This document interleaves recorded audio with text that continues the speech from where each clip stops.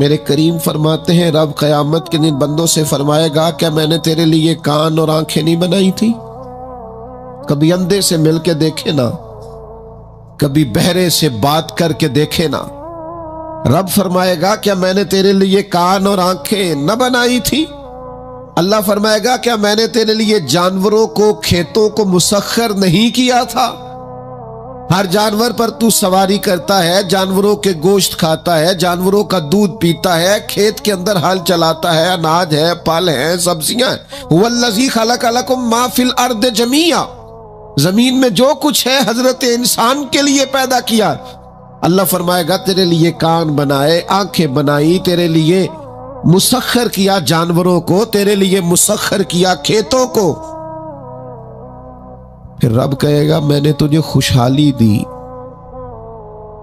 मैंने तुझे सरदारी दी। फिर अल्लाह फरमाएगा ये बता क्या तुझे मुझसे मिलने का यकीन नहीं था? क्या तुझे ये खबर नहीं थी कि तेरी रब से भी मुलाकात होगी, तुझे अल्लाह के हुजूर भी हाजिर होना है, तुझे इसका यकीन नहीं था? और हदीस पाक का जो आखिरी जुमला है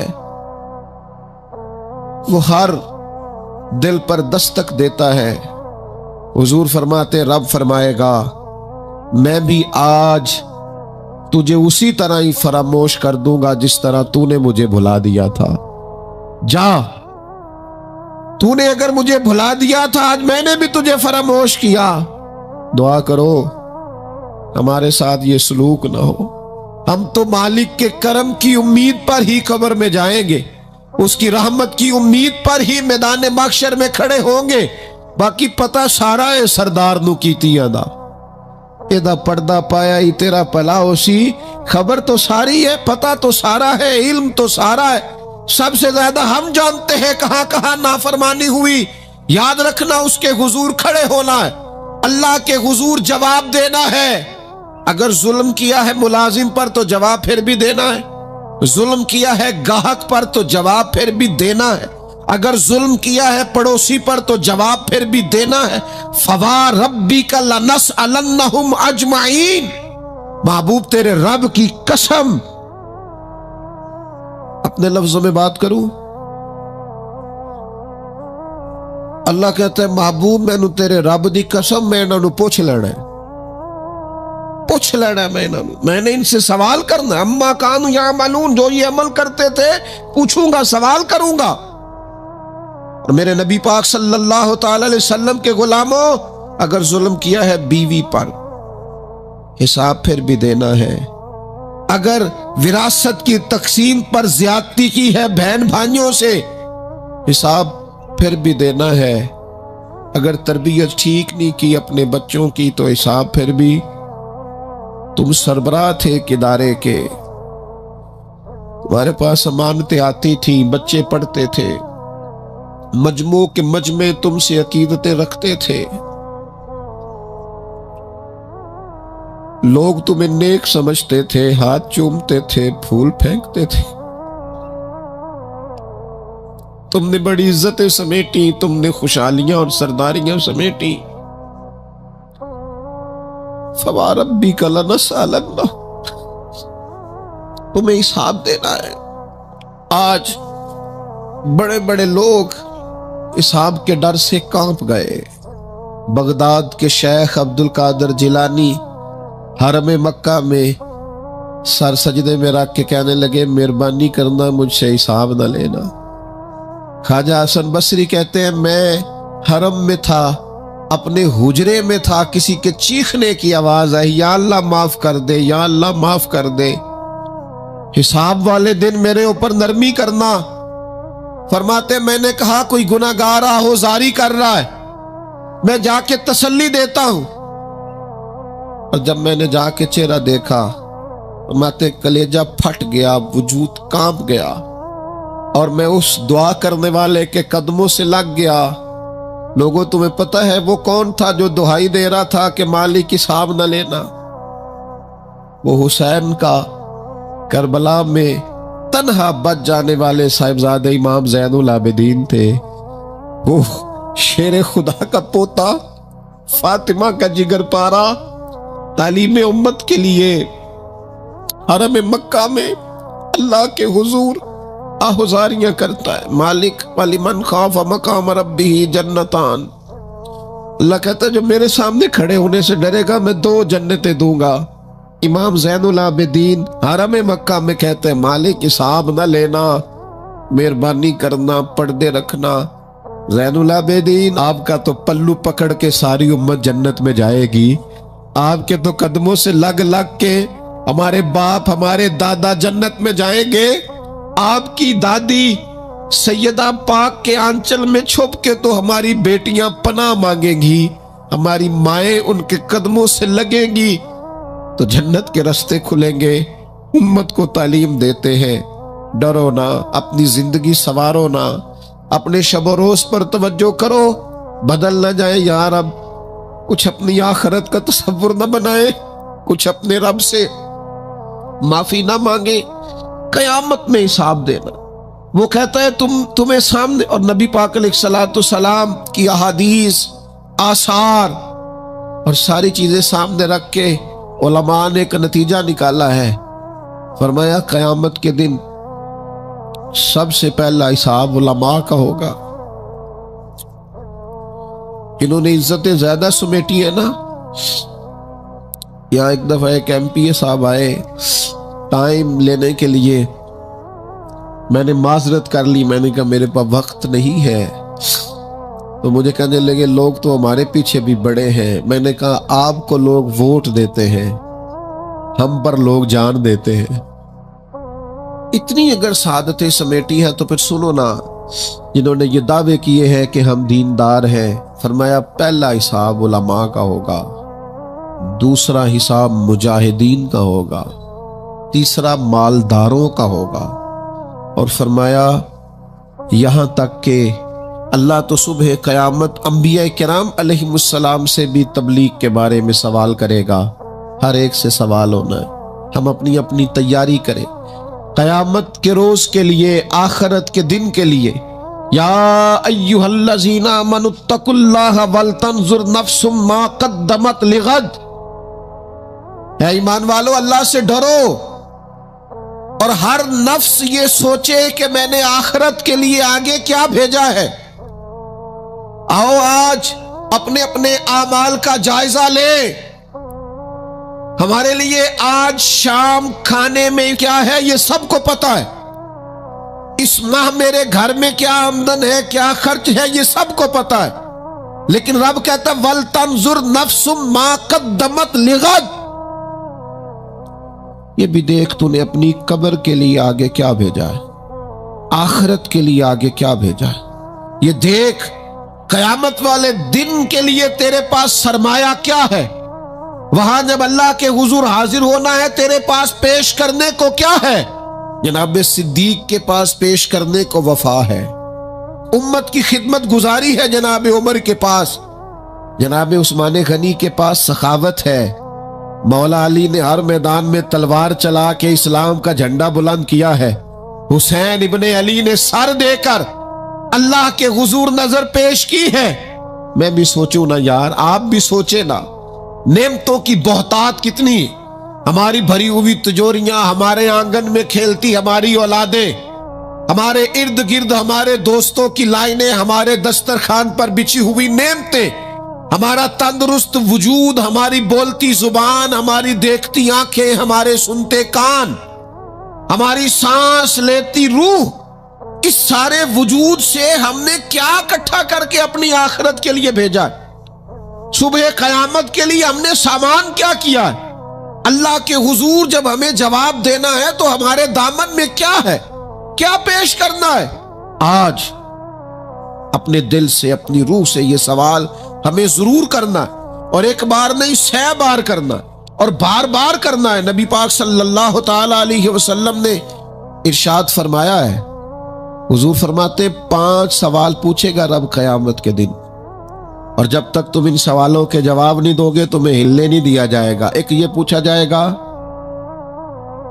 उम्र कहां गुजरी, सारा वक्त जाया हो गया मोबाइल पे, सारा टाइम जाया हो गया खुशगपियों में, शुगल मेला, आना जाना, उम्र सारी कीमती वक्त जाया कर दिया। और फिर एक सवाल, इसी सवाल से मुतलका दूसरा होगा, जवानी कहां गुजारी? वो सारी खेल कूद में गुजर गई, लाहवो लाभ में गुजर गई, गेमों में गुजर गई, ये सवाल होगा। और तीसरा सवाल रब पूछेगा, बताओ ना माल कहां से कमाया, जराए आमदन बताओ। दुनिया में तो तुमने धूल झोंक ली, जहां धोखनी थी, यहां बताओ कहां से कमाया, और कमा कर भी तुम मालिक नहीं हुए। चौथा सवाल ये पूछा जाएगा, बताओ माल खर्च कहां किया। और मेरे नबी पाक फरमाते हैं, पांचवा सवाल ये होगा, ये बताओ अपने इल्म पर अमल कितना किया। लेक्चर देना आसान है, तकरीर करना आसान है, वाज करना आसान है, समझाना आसान है, फेसबुक पर अच्छी नसीहत लिख देना आसान है, रोज सुबह व्हाट्सएप पे सबको बेहतरीन नसीहतें भेजना आसान है। लेकिन कयामत के सवालों में से एक मोतबर सवाल है, बुखारी में मौजूद है। 5 सवालों में से आखिरी सवाल यह है कि जो तुम जानते थे, जिसका तुम्हें इल्म था, जो तुमने सीखा था, जो तुमने पढ़ा था, उस पर तुम्हारा अमल कितना था। किसको नहीं पता नमाज फर्ज है, किसको नहीं पता वालिदैन की खिदमत करना जरूरी है, हलाल हराम की तमीज से कौन आगाह नहीं है, कौन नहीं जानता कि मेरा रवैया तल्ख है, लोगों को तकलीफ देता है, कौन नहीं समझता कि मेरी फुला फुला चीज की वजह से फुला फुला लोग तड़पते हैं, सिसकते हैं, रोते हैं। बहुत सारों को पता है कि मेरी बीवी, मेरे बच्चे, ये कुछ औरतों को पता है मेरा शौहर, मेरे खानदान वाले मेरी वजह से तकलीफ में, बहुत सौ को पता है मेरी वजह से मेरे पड़ोसी तकलीफ में, बहुत सौ को पता है मेरी वजह से मेरे मुलाजम तकलीफ में है। तुमसे पूछा जाएगा अपने इल्म पर कितना अमल किया। वो जो तुम जानते थे, जितना तुम्हें शऊर था। आज पूरी उम्मत मुस्लिमा में क्या हो रहा है? तकरीरें, वाज़ो नसीहत, फकत वाज़ो नसीहत। इकबाल कहते हैं, मस्जिद तो बना दी शब भर में ईमा की हरारत वालों ने। और ये देखना क्या कहते कहते मन अपना पुराना पापी था, बरसों में नमाजी बन न सका।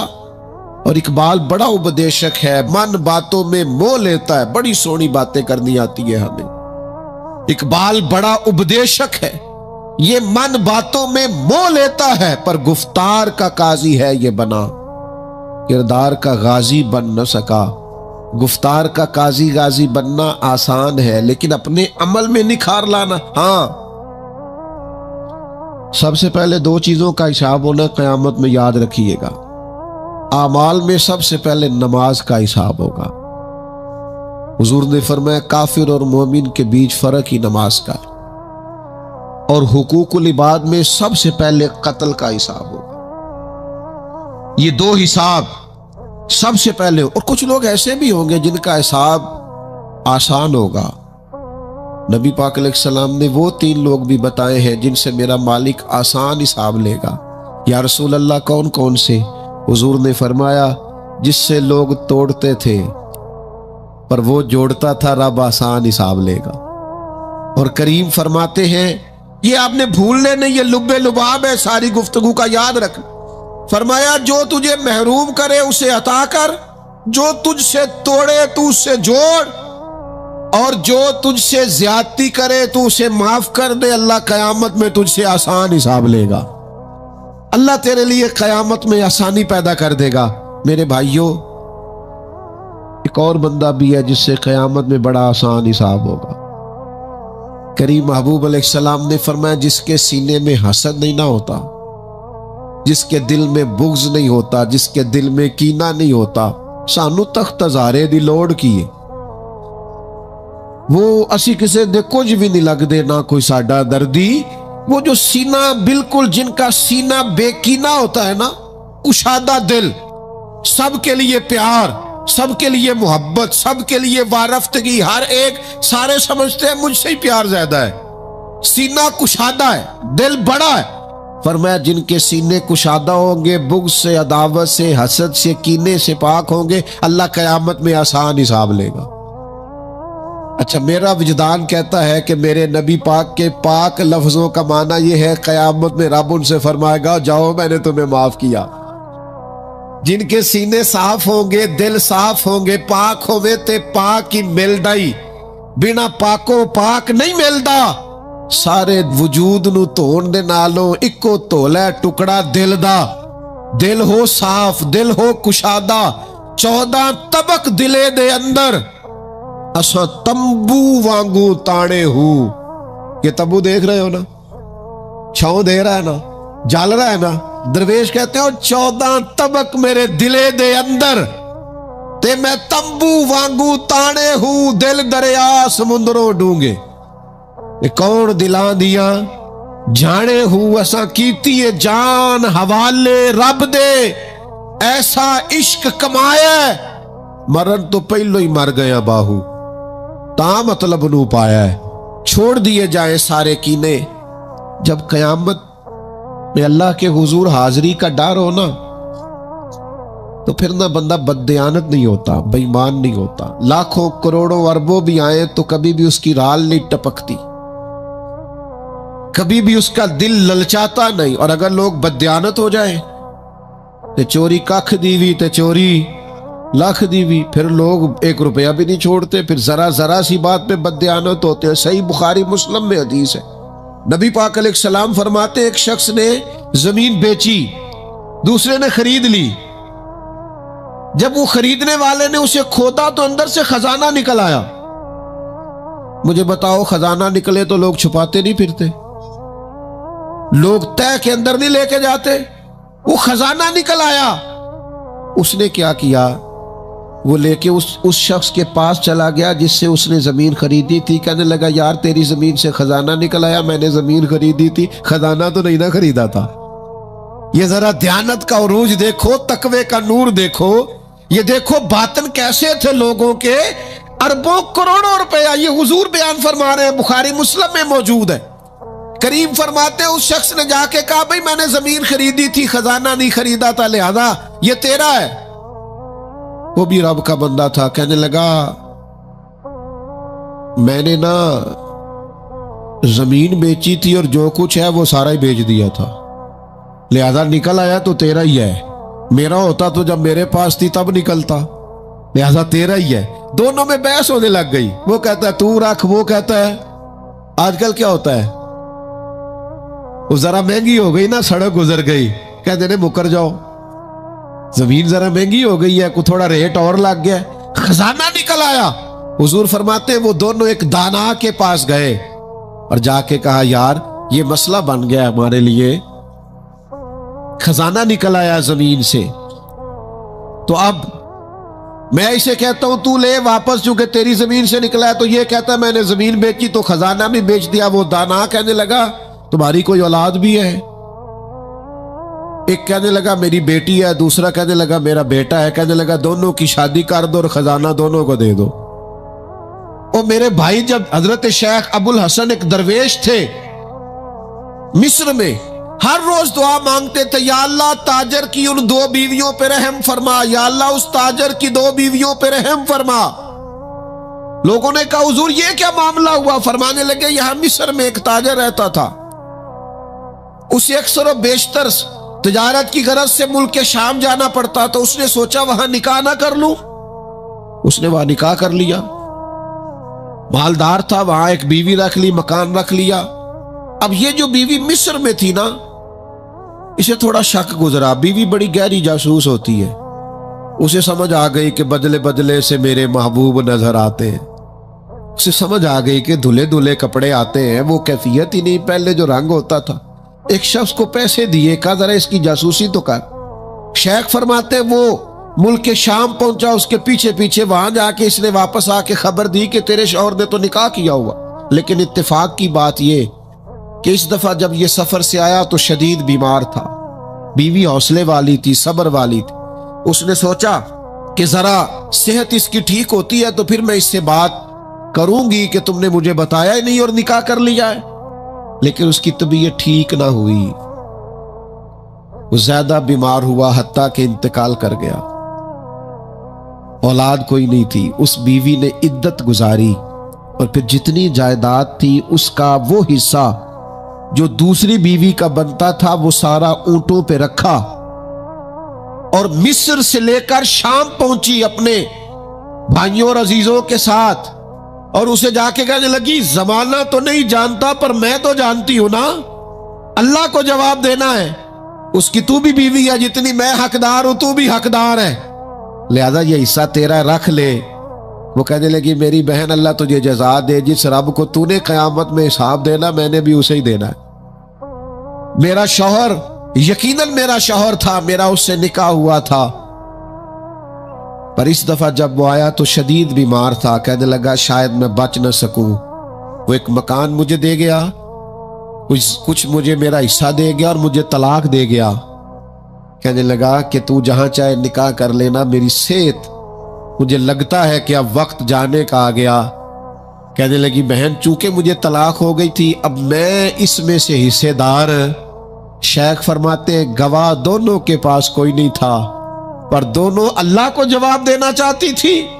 इस तकवे का मुजाहरा किया। फरमाते मेरा दिल करता है जब भी नमाज पढ़ता हूं ताजर की दोनों बीवियों के लिए दुआ करता हूं। फवा रब्बिका लनसअलन्नहुम अजमाइन, महबूब तेरे रब की कसम कयामत में मैं इनसे हिसाब लूंगा। ये जो आखिरत का तसव्वुर है ना, हजरत अबू ज़र गिफारी रदी अल्लाह तआला अन्हु ने अपने गुलाम से कहा, जो बेहतरीन ऊंट है वो अल्लाह के रास्ते में खर्च कर दो, खैरात कर दो, बेहतरीन। शाम को सैयदना अबू ज़र गिफारी रदी अल्लाह तआला अन्हु तशरीफ लाए तो वो जिस ऊंट के बारे में आप इशारा करके गए थे खर्च कर देना, अल्लाह के रास्ते में दे देना, वो बंधा हुआ है, और उससे जो दूसरे नंबर का कम, उससे जो कम कीमत का था, बाकी सब में बेहतर लेकिन इससे कम कीमत का, वो ऊंट आपके गुलाम ने अल्लाह के रास्ते में खर्च कर दिया, खैरात कर दिया। तो आप फरमाने लगे, यार मैंने तुम्हें कहा था ये ऊंट देना। वो कहने लगा, हुजूर ये तो आपकी सवारी का ऊंट है ना, तो मैंने चाहा था जो आपकी सवारी का ऊंट है वो रख लिया जाए। तो सैयदना अबू ज़र गिफारी रदी अल्लाह तआला अन्हु फरमाने लगे, मैं सवारी के लिए तो तुझे कह रहा था खर्च कर दे, पर दुनिया की सवारी के लिए नहीं, आखिरत की सवारी के लिए। वो जो कयामत में अल्लाह के हुजूर पेश होना है, तो मैंने कुछ भेजा हुआ तो हो, वहां मेरे पास कोई खजाना तो हो, आखिरत की जमा पूंजी तो हो, कोई हो ना मेरे पास जो मैंने आखिरत के लिए। नाराज ना होना, बहुत सारे मामलात में हम औलाद से नहीं मशवरा करते, नहीं घर वालों से पूछते, अल्लाह के रास्ते में खर्च करते हुए क्यों कहते हो मशवरा करके बताऊंगा, बात करके बताऊंगा। जब अपने दुनियावी बहुत सारे मामलात में आजाद होते हो तो अपनी आखिरत का जखीरा जमा करने के लिए क्यों हम आजादी के साथ फैसला क्यों नहीं करते। नबी रहमत नूर मुजस्सम शफी मुअज्जम सल्लल्लाहु तआला अलैहि वसल्लम घर में तशरीफ लाए। हुजूर ने पूछा क्या है खाने के लिए। अर्ज की हुजूर एक बकरी ज़िबा की थी, सारी बांट दी है, एक दस्ती बची है, एक टांग की दस्ती का कुछ हिस्सा बचा है। हुजूर ने फरमाया नहीं, जो तुमने बांट दिया है वो सारा ही बच गया है। क्यों? वो आखिरत के लिए जमा हो गया, वो सारा बच गया। ये जो तुमने कहा है ना ये बची है, ये नहीं बची, बचा तो वो सारा है जो राह खुदा में बांट दिया गया। मेरे अजीजों, इतना बड़ा मजमा है, हजारों की तादाद में आप लोग तशरीफ लाए हैं। मैं आजिज आदमी, आप सबसे ज्यादा गुनाहगार, सिर्फ एक पैगाम देना चाहता हूं। अल्लाह के सामने हमने खड़े होना है, अपनी आखिरत की तैयारी करें। मैं भी आज नए सिरे से अपनी जिंदगी पर गौर करूंगा, आप भी नए सिरे से अपनी जिंदगी पर गौर करें। मैं भी आज अल्लाह के हुजूर सिद्ध के दिल से माफी मांगू। हम सब अल्लाह के हुजूर हाजिर हैं, जुम्मा पढ़ने आए हैं, माफी मांगे। सारे अपने रब की बारगाह में अर्ज गुजार हो कि हमारा मालिक हमारे ऊपर फजल करे और हमें ऐसी तौफीक दे कि हम अपनी आखिरत के लिए कोई जखीरा कर सके। आखिरत की फिक्र बड़ी अहम चीज है। आखिरत की वो कुछ लोग कहते हैं ना, फिक्र ना करो, फिक्र ना करो, फिक्र ना करो। सारे दोस्त यही कहते हैं, आप मेरे करीबी हैं, मैं आपसे कहता हूं फिक्र करो, फिक्र करो, फिक्र करो, पर अपनी आखिरत की फिक्र करो। 2-2.5 साल जाहिरी तौर पर उम्र कम थी हजरत सिद्दीक अकबर की नबी पाक से, लेकिन एक दिन हजरत सिद्दीक अकबर ने अर्ज की, या रसूल अल्लाह सल्लल्लाहु ताला अलैहि वसल्लम, मैं देख रहा हूं आप पर तो बुढ़ापा आ गया है, बाल मुबारक सफेद हो रहे हैं। तो हुजूर फरमाने लगे, सूरह हूद सूरह वाक़िया, सूरह मुरसिलात, फरमाया इस तरह की सूरतों ने मुझे बूढ़ा कर दिया। क्यों? इनमें कयामत का जिक्र है, इनमें आखिरत का जिक्र है, अल्लाह के हुजूर हाजिरी का जिक्र। इन सूरतों ने, इनकी फिक्र ने, हुजूर फरमाते हैं, ये तिरमिजी शरीफ में मौजूद है, मुझे बूढ़ा कर दिया है। हम भी बूढ़े हो गए हैं पर औलाद की फिक्र में, हम भी बूढ़े हो गए हैं माल की फिक्र में। हमें भी कुछ थोड़ी फिक्र करनी चाहिए आखिरत की। आज से तैयारी शुरू करें, अभी से अपनी आखिरत के लिए गौर व फिक्र शुरू करें। एक बात अर्ज कर, आखिरत की फिक्र हो ना तो फिर बंदा बंदों के मामले में भी मोहतात होता है, बिला वजह इल्जाम नहीं लगाता, बिला वजह बदनाम नहीं करता। मैंने आज आपकी खिदमत में इस जुमे में एक खास अपने दिल का दर्द रखना है। किसी के बारे में भी प्रोपोगंडा छोड़ दे, किसी शख्स के बारे में भी गलत बात करनी छोड़ दे। पड़ोसी, दोस्त, अहबाब, मोहल्लेदार, जिसके बारे में हकायक का नहीं पता, उसके बारे में हमें अल्लाह के हुजूर हाजिर होना है, जवाब देना है। कोई भी किसी भी की इज्जत पर हाथ डालना छोड़ दे। इस्लाम में चोर की सजा हाथ काटना है, लेकिन इस्लाम पहले गौर करता है चोरी क्यों की, असबाब क्या बने। हजरत अबाद बिन शर्जील रदी अल्लाह ताला अन्हु कहते हैं, मैंने अपने पड़ोसी की बाग से कुछ फल ले लिए थे, कुछ खा लिए थे, कुछ मैंने अपनी चादर के पल्लू में छुपा लिए। इब्ने माजा में मौजूद है, मुस्नद अहमद में मौजूद है, दीगर कई कुतुब अहादीस में मौजूद है। फरमाते उसने मुझे पकड़ लिया, हुजूर की बारगाह में ले गया। तो नबी करीम ने मुझसे फरमाया क्यों चोरी की? बात को समझना। अर्ज की हुजूर बच्चे भूखे थे, तकलीफ में आ गया। अब पता है इस चोरी के लिए हुजूर ने क्या फैसला किया? नबी पाक उसके पड़ोसी से फरमाने लगे, जब भूखा था तुमने रोटी क्यों नहीं दी? जब ये जाहिल था इल्म क्यों नहीं दिया? और फरमाते हैं मेरी सजा हुजूर ने ये सुनाई कि एक ऊंट भर के माल का मुझे दिया गया। दोस्तों, इल्जाम तो लगा देते हो कि फुला गरीब आदमी बार बार मांगता है, फुला बार बार सताता है, फुला कर्ज मांगता है। अपनी आखिरत से डरे, देखे तो सही लोग मजबूर क्यों हैं, तंगदस्त क्यों हैं, परेशान क्यों हैं। उस जगह पर जाएं, उलझे उलझे बिखरे बिखरे रोजो शब, पूछेगा कौन? लोग तेरा जुर्म पूछेंगे, सबब पूछेगा कौन? लोग पूछते ही नहीं, तवज्जो ही नहीं करते कि जुर्म क्यों हुआ, उसकी नौइयत तक लोग जाते ही नहीं। खुदारा जनाब अब्दुल्ला इब्ने उमर खुद फरमाते हैं कि सरकार ने मुझसे पूछा कि अब्दुल्ला ये बात ठीक है कि तुम हर रोज ही नफली रोजा रखते हो और हर रात ही नफली इबादत करते हो? तो मैंने अर्ज किया या रसूल अल्लाह सल्लल्लाहु ताला अलैहि वसल्लम ऐसा ही है। अल्लाह के प्यारे हबीब अलैहिस्सलाम ने फरमाया ऐसा ना करो। वो नफली रोजा रखते थे, हर रोज हर रात नफली इबादत करते थे। तो महबूब ने उनसे तस्दीक कराने के बाद फरमाया ऐसा न करो, कभी रोजा रखा करो, कभी इफ्तार किया करो, और फरमाया कभी नमाज पढ़ा करो, कभी सो जाया करो। क्यों? इसलिए कि हुजूर फरमाने लगे तुम्हारे जिस्म का भी तुम पर हक है, तुम्हारी आंख का भी तुम पर हक है कि उसे नींद आती है, तुम्हारी बीवी का भी तुम पर हक है, और फरमाया तुमसे जो मुलाकात करने के लिए आता है उसका भी तुम पर हक है। तो ये लफ्ज़ कह के कि तुम्हारे अपने ऊपर भी हुकूक हैं, तुम्हारी ज़ात के भी तुम पर हक हैं।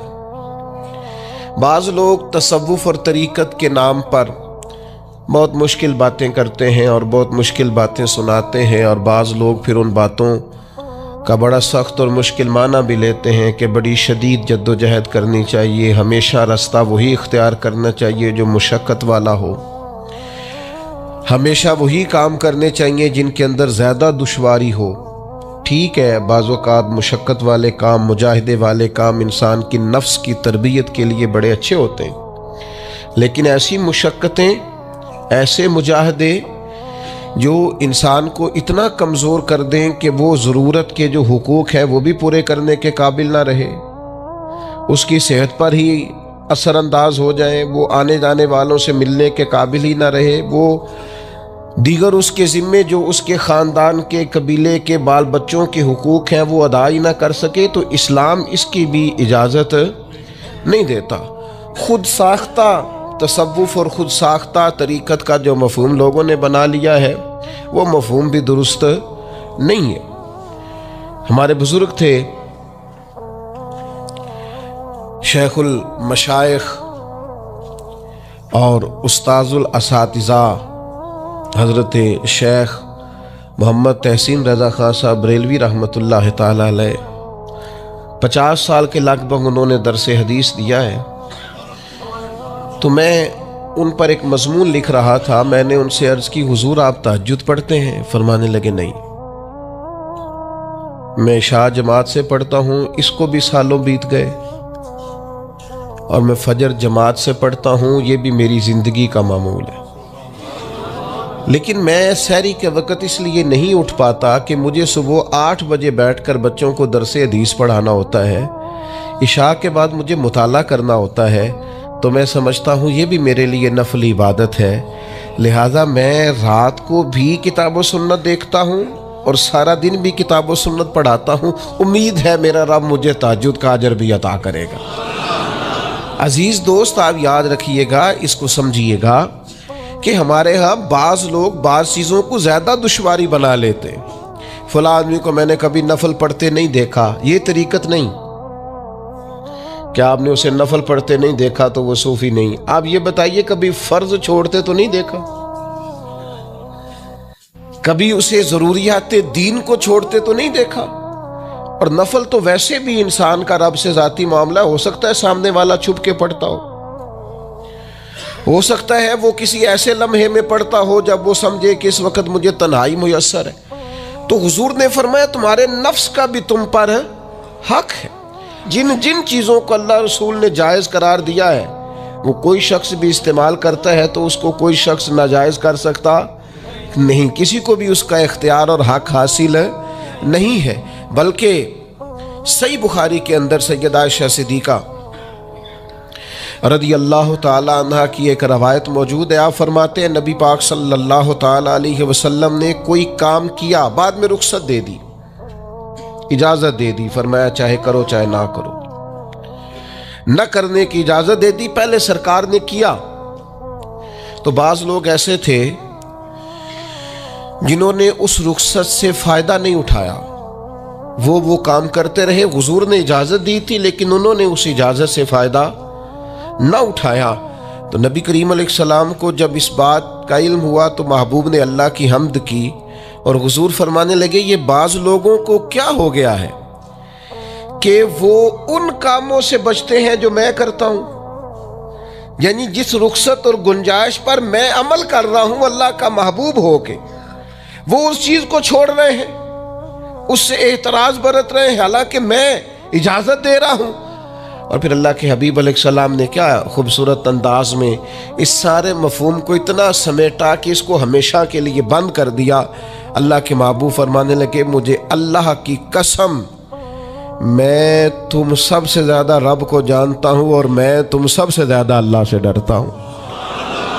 तो जब मैं किसी गुंजाइश पे अमल कर रहा हूँ, जब मैं किसी ज़रूरत पर अमल कर रहा हूँ, तो यहाँ एक दोस्त तशरीफ़ लाए हमारे पास, तो वो हमें मशवरा देने लगे कि आपके यहाँ बच्चों को छुट्टी होती है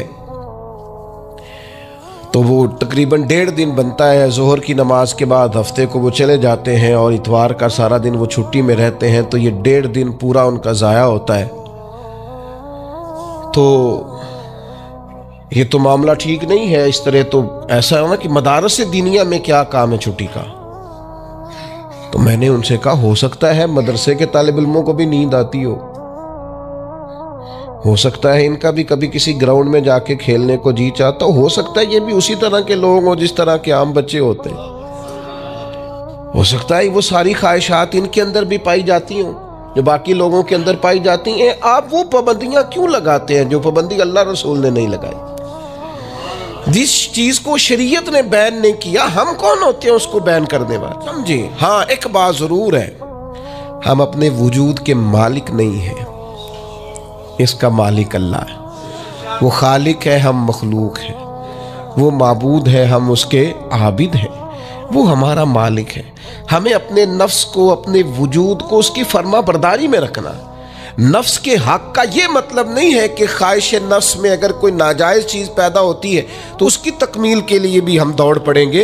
इसकी शरीयत के अंदर इजाज़त नहीं है। इजाज़त इस बात की है कि जिन चीज़ों को शरीयत ने जायज़ करार दिया है, आप अगर उनका हुसूल चाहते हैं, आसानी चाहते हैं, तो आप ज़रूर उनको इख्तियार करें, कोई मना वाली बात नहीं है।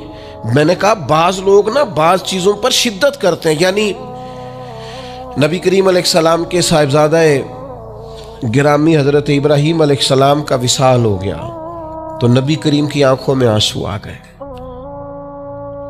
तो एक शख्स ने हुजूर से कहा, या रसूलल्लाह आप भी रोते, आप तो सब्र का दर्स देते। तो नबी करीम ने फरमाया, ये जो आंसू निकल आए हैं ना, ये बेटे की मोहब्बत की अलामत है। बाकी फरमाया, मेरे दिल और जुबान पर वही है जिससे मेरा रब राजी होता है।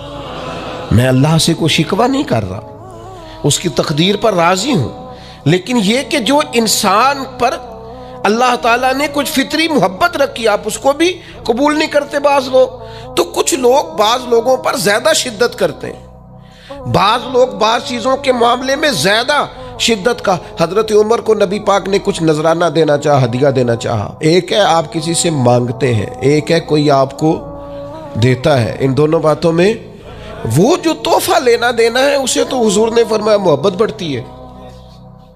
तो हजरत, ये सही बुखारी में मौजूद है, नबी करीम ने कुछ दिया तो हजरत उमर अर्ज करने लगे, नहीं या रसूलल्लाह जरूरत नहीं। तो महबूब ने फरमाया, जो बिन मांगे मिले वो तो अल्लाह की तरफ से है। वो एक साहब मुझे कहने लगे, फलां साहब कहते हैं हम चंदा नहीं मांगते। तो मैंने कहा वो ज़्यादा नेक होना चाहते हैं, कोई हर्ज वाली बात नहीं।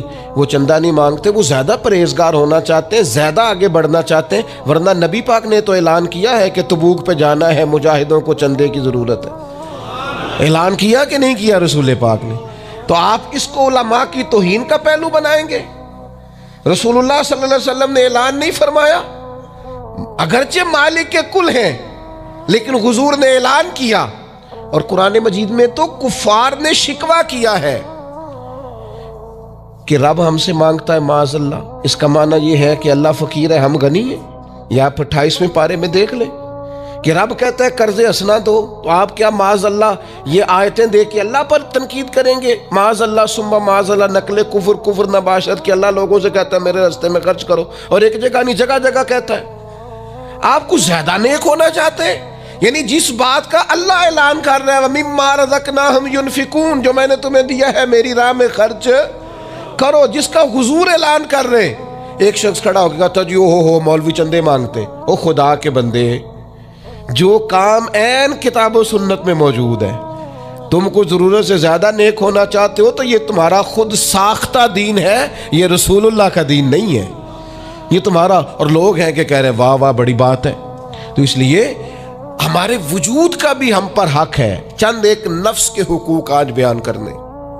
सबसे पहला हमारे नफ्स का हम पर हक ये है कि हम अपने आप को पहचानें, अपनी सलाहियतों को पहचानें, अपने ऊपर गौर करें। कुरान मजीद ने इरशाद फरमाया कि बलिल इंसानु अला नफ्सिही बसीरा, फरमाया बल्कि इंसान खुद अपने ऊपर गवाह है, इसे अपना पता है। बहाने बनाए तो बात अलग है, ये खुद पर गवाह है, इसे खबर है। इंसान आलम असगर है, हम ना अपने आप को पहचानते नहीं, हमें अपनी खूबियों का पता नहीं होता। ये जो हम उस्ताज के पास जाते हैं ना, ये जो हम मुर्शिद के पास जाते हैं ना, वो हमें निखार के ना, तो वो हमारी खूबियां हमारी आंखों के सामने कर देते हैं कि ये तुम्हारे अंदर सलाहियत है।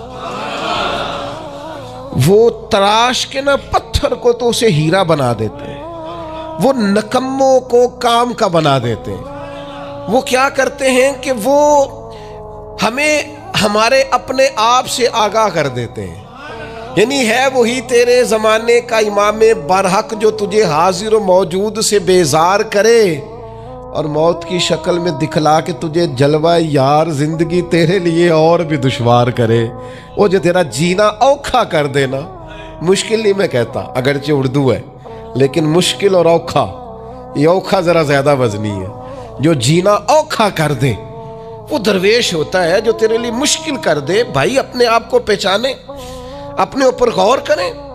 अल्लाह ताला ने बनाया है और बनाने वाला कहता लक़द खलक़नल इंसान फ़ी अहसन तक़वीम। बनाने वाला कहता है मैंने तुझे बड़ी बेहतरीन साख्त में बनाया। ओ इंसान, मैंने तुझे बड़ा ही सोना बनाया। कोई तेरे नाक पर तनकीद करे तो करे, तू कह तुझे पता नहीं ये चाहत किसकी है, मैं मर्जी से नहीं बना, ये बनाने वाले ने बनाया है। उसने तुझे सोना बनाया, तू अपने आप को पहचानता ही नहीं। तू जो है ना, खुदा जाने बुलंदी है कि पश्ती पर जहां मैं हूं वहां कोई नहीं है। तू अपने कद से भी प्यार कर, तू अपने रंग से भी प्यार कर, तू अपने वजूद की साख्त से भी प्यार कर। और फिर वो कहता है तुझे बनाया, बाकी सारा कुछ तेरे लिए बनाया। हुवल्लज़ी खलक़ लकुम मा फ़िल अर्दि जमीआ। रब कहता है जमीन में जो कुछ है ना, मैंने सारा तेरे लिए बनाया। तुझे अल्लाह रसूल के लिए बनाया है, और बाकी जमीन में जो कुछ है वो सारा तू पहचानता ही नहीं। हर चीज मुसख्खर है तेरे सामने। इतना बड़ा हाथी होता है और एक आम आदमी हल्की सी छड़ी लेके उसे चला रहा होता है। ऊंट कितना लंबा चौड़ा वजनी होता है, लेकिन एक आम आदमी उसके नाक में नकेल डाल के उसे घुमा रहा होता है। कितनी बड़ी भैंस होती है, लेकिन छोटे से बच्चे ने मुहार पकड़ी हुई होती है। एक आम आदमी पायलट बनकर जहाज पे बैठता है और मनो टनों के हिसाब से वजन है, अफराद है, लेकिन हवाओं पर सवारी करके उसे चीरता हुआ वो महीनों की मंजिलें घंटों में तय करके क्रॉस करता है। तस्खीरे कायनात के लिए तुझे बनाया है, तू सो रहा है, तू जागता ही नहीं, तो अपने आप को पहचानता ही नहीं। इकबाल से किसी ने कहा मैं रब तक जाना चाहता हूं, तो इकबाल कहने लगे अजब नहीं कि खुदा तक तेरी रसाई हो, पर तेरी नजर से तो पोशीदा है आदमी का मकाम। तू बंदे के मकाम को ही नहीं समझ सका अभी तक। मन आरफ नफ्सहू फक़द आरफ रब्बा। दरवेश कहते हैं जो अपने आप को पहचान गया वही तो अपने रब को पहचान गया। अपनी कदर को पहचाने, अपनी अहमियत को पहचाने। आपके अंदर बड़ी सलाहियत पिन्हा है, छोटी छोटी बातों में परेशान हो गए, काम नहीं मिलता, कारोबार नहीं चलता, और तेरे पास बड़ा कुछ है यार, काम नहीं भी मिलता। तो अगर वक्ती तौर पर कोई हालात खराब है तो अपना कद काट तो देख, अपना हुस्न तो देख, अपनी सोच तो देख, तफक्कुरात तो देख। तुझे बनाने वाले ने कोई कमी छोड़ी नहीं, उसने कमाल कर दिया है, कुदरत ने रंग भर दी है तेरे वजूद में। कभी तो अपने रब के शाहकार होने की नजर से अपने आप को देखे, तुझे अपने आप से प्यार हो जाए, तुझे अपने आप से मोहब्बत हो जाए। वो मैं कभी तनकीद किया करता था कि ये जवान शीशों और आईनों के सामने बड़ी देर तक खड़े रहते हैं। तो एक दिन एक सादे से बुजुर्ग मुझे कहने लगे ये जो आईने के सामने खड़ा है ना, ये भी रब की तख्लीक कोई देख रहा है। ये कह रहा है करीम ने कमाल नहीं कर दिया मुझे बनाने वाला, हद नहीं कर दी। क्या हुस्न के जलवे, क्या खूबसूरती और क्या नूरानियत उसने पैदा की है इंसानी। और फिर ये जो दिया बिन मांगे दिया। एक बात ये कि अपने नफ्स को पहचाने, और दूसरी बात ये है कि इज्जत नफ्स का भी ख्याल करें, अपने आप को रुसवा न करें। अल्लाह ने इज्जत दी है तो अपने आप को जिल्लत की जगह पर खड़ा न करें, तोहमत वाली जगह पे अपने आप को खड़ा न करें, कभी अपने आप को इतना कमजोर ना करें।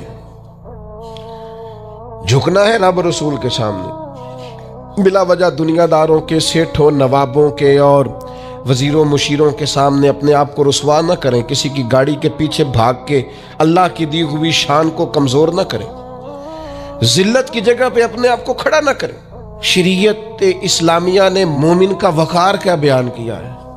रब करीम ने फरिश्तों से जब मशवरा किया था ना बंदा बनाने के लिए, इंसान की तख्लीक के लिए, तो वाइज़ क़ाल रब्बुका लिल मलाइकति इन्नी जाइलुन फिल अर्द खलीफा।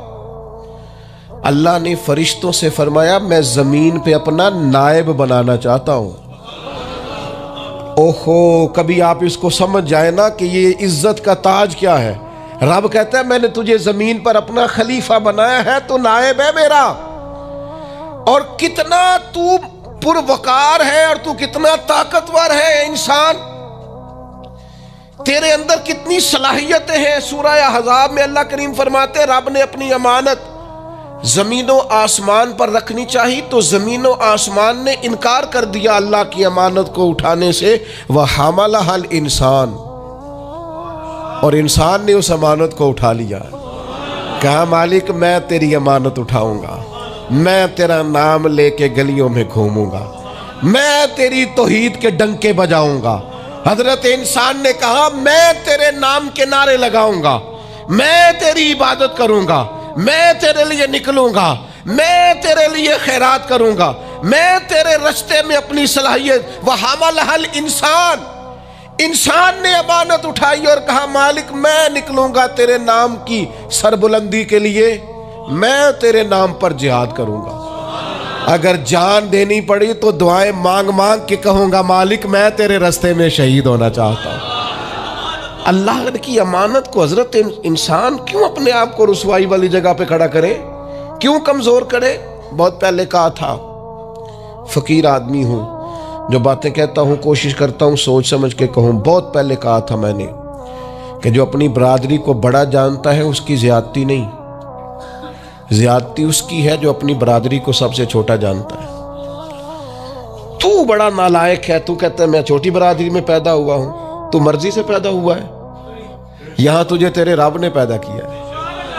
जो माँ तेरे, मैंने एक दफा कहा कुछ दोस्तों से, कहने लगे किधर जा रहे हैं, मैंने कहा अपने वाली साहब के मज़ार पे। कहने लगे पीर थे, मैंने कहा नहीं। आलिम थे, मैंने कहा नहीं। किसी बहुत बड़े इदारे में किसी सदर नशीन की सीट पे बैठते थे, मैंने कहा नहीं। वो ट्रैक्टर पर बैठकर खेतों में हल चलाते थे, शाम को भैंसों का दूध धोते थे, वो किसान थे, वो मेहनत करते थे। फिर वो ताजर थे, छोटी सी तिजारत करते थे। लेकिन मुझे अगर कोई कायनात में पूछेगा ना खुश नसीब कितने हो, तो मैं कहूँगा मैंने इस तरह का बाप नहीं देखा जिस तरह का अपना बाप देखा। इसलिए कि मेरी शख्सियत में अगर कोई निखार है तो सबसे ज्यादा रंग मेरे अब्बा जी के भरे हुए, तो मैं कैसे इनकार करूं। सबसे ज्यादा उनके दिए हुए रंग हैं शख्सियत के अंदर, माँ बाप के। ओ भाइयों, नाज के साथ जिंदगी गुजारी जाती है। कभी अपने आप को रुसवाई वाली जगह पे खड़ा न करें, कभी अपने आप को कमजोर ना करें, मजबूत रहें, ताकतवर रहें। और तीसरी बात, एक तो अपने नफ्स को पहचानना है, दूसरा अपनी इज्जत करनी है। किसकी इज्जत करनी है? अपनी इज्जत करनी है, तकब्बुर नहीं करना, अपनी इज्जत करनी है। अरबी के किसी शायर ने कहा था जो अपनी इज्जत नहीं ना करता उसकी इज्जत भी कोई नहीं करता। अब वो आपने एक आम मुहावरा सुना होगा, अपनी इज्जत बंदे के अपने हाथ में होती है। इसका माना क्या है? आप कभी भी कोई ऐसा काम ना करें जिससे आपकी जिल्लत हो। आप अपनी इज्जत करें, आप अपनी तकरीम करें, आप अपने विकार को बुलंद रखें। आप कभी भी अपने लहजे को, मेयार को कमजोर ना होने दें। आप फिक्री तवानाई का हमेशा मुजाहरा करें, ताकतवर रहे, कमजोर ना पड़े कभी भी। और तीसरा यह है कि अपने नफ्स की तरबियत करें। जिस तरह इंसान अपने वजूद की नशो नुमा करता है ना, वो कहता है ये खाऊंगा तो ताकत होगी, ये खाऊंगा तो बीमार होऊंगा, ये खाऊंगा तो मैं फ्रेश रहूंगा, ये खाने से मेरी तबीयत में दर्द होगी। इसी तरह वो अपनी तरबियत करे, अपनी नशो नुमा करे, अपनी रूहानी तरबियत पर तवज्जो दे। वो देखे ये काम करने से मेरी तबीयत गुनाह की तरफ माइल होती है, इस बुरी सोबत में बैठने से मेरे अंदर बहुत बुरी चीज़ें आती हैं, इसके पास बैठने से सोचे मेरी गदली मैली कुचैली होती, और इस शख्स की सोबत जो है वो मुझे ताज़ा करती है, अल्लाह के करीब करती। तरबियत नफ्स पर तवज्जो दें, अपनी बातनी कैफियत को मुलाहजा करें। अपनी तरबियत सबसे ज़्यादा इंसान खुद कर सकता है। बलिल इंसान वाला नफ्स ही बसीरा, इंसान खुद अपने ऊपर गवाह है। वो खुद महसूस करे कि कहाँ कहाँ मेरे अंदर गलतियां हैं, कहाँ कहाँ मेरे अंदर कमजोरियां हैं। वो इन सारी चीजों पर मुतवज्जे रहे। डॉक्टर ने दवाई देनी होती है और दवाई देने के बाद वो कहता है ये नुस्खा है और ये खाने की तरतीब है और ये आपकी परहेज है। अब मरीज कहे कि जनाब डॉक्टर साहब कोई नजर करें आप, ताकि मैं ना नजर से ठीक हो जाऊं, तो डॉक्टर कहेगा मेरी नजर यही है जो मैंने नुस्खा लिखा है ना, यही नुस्खा है, ये दवाई खाएं। ये वो लोग आते हैं पीर साहब के पास, कहते हैं कोई नजर करे, मैं नेक हो जाऊं। भी पीर साहब ने नुस्खा बताया ना, 5 नमाजें पढ़ो, नमाज के बाद ये वाला जिक्र करो। पीर साहब ने बताया ना इस काम से परहेज करो, तो आप इन बात माने, इंशाअल्लाह अल्लाह शिफा अता फरमाएगा। आप उस नुस्खे पर, वो पीर फैजुल हसन शाह साहब रहमतुल्लाह अलैह आलो महार शरीफ वाले फरमाया करते थे, मुरीद कहते ने सानू नमाज ना पढ़ाओ, तो मुझे अबू जहल ने खड़ा करके कहा था कि पहले तो उनके पास जाना ना, और अगर जाना तो उनका कलाम ना सुनना। अब बात को समझे, ये उन्होंने तो इस लफ्ज को माज़अल्लाह सुम्मा माज़अल्लाह ताने के तौर पर कहा था, लेकिन आप इस लफ्ज की मानवियत में उतरें। उन्होंने कहा कि उनकी जो गुफ्तगू है, वो जो बात करते हैं, वो जो पढ़ते हैं, उसका जादू हो जाता है। नहीं समझ आई आपको बात? नहीं, उन्होंने जिस लहजे में कहा, वो जिस तरह कहा, वो बात और है, लेकिन वो जादू की हद तक इस कलाम के असर